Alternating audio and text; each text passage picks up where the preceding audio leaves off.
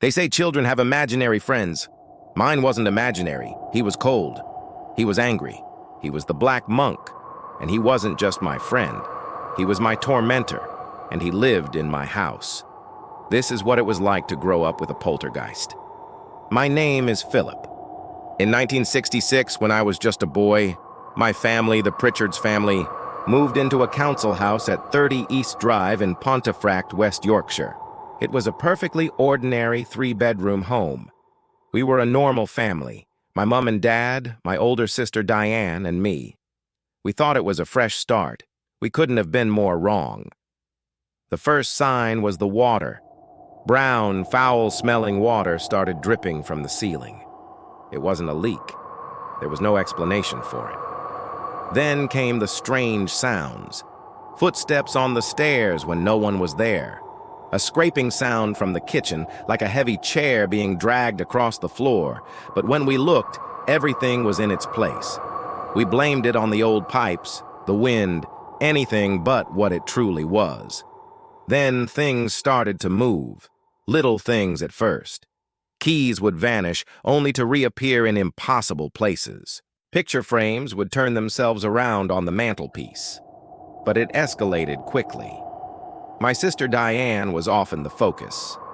One afternoon, while she was sitting on the sofa, a vase of flowers flew across the room and smashed against the wall, missing her head by inches. It felt like something was targeting her. Soon, the poltergeist began to interact with me directly. One day, I was sitting alone in the living room when I felt a sharp, burning pain on my arm.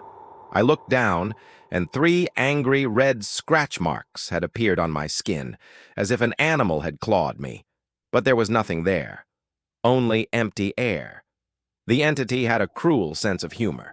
It would open and close doors with deafening bangs. It would shake furniture, throw objects off shelves. It would even manifest as a freezing cold spot that would follow us around the house, chilling us to the bone even in summer. The worst was when it would try to set fires. Small patches of carpet would spontaneously combust. Little scorch marks would appear on the walls. We lived in constant fear of our home going up in flames. We started calling it Fred. It gave us a name, a perverse way of trying to make sense of the madness. But Fred wasn't a friendly ghost. He was malevolent. He would snatch blankets from our beds at night. He would make loud, banging noises on the ceiling directly above our heads, refusing to let us sleep. My parents were exhausted, terrified, and at their wits' end. My sister Diane suffered the most. She was thrown down the stairs by an unseen force, landing with a sickening thud at the bottom. She claimed Fred would whisper to her, threatening her, telling her he wanted her out of the house. One day she was in the bathroom and a mirror shattered, sending shards flying, seemingly for no reason. She was constantly covered in unexplained bruises and scratches. The entity's presence was almost palpable. It felt heavy, oppressive. We learned later that the house was built on the site of an old priory and that a monk had been hanged for heresy in the 16th century on the very spot where our house stood. People started calling it the Black Monk of Pontefract. The legend said he was trapped, angry, and sought to torment anyone who dared to live there. Paranormal investigators came to our home. They set up cameras, tape recorders, and tried to communicate with Fred. They captured incredible evidence, objects moving on their own, the sound of strange voices, even visible cold spots on thermal imaging. But even they couldn't make it stop. One investigator claimed to have been physically pushed by the entity. The consensus was clear. This was a real, powerful poltergeist, and it was attached to our family, especially Diane. The peak of its activity was during the early 1970s. It was a constant barrage of terror. We were prisoners in our own home.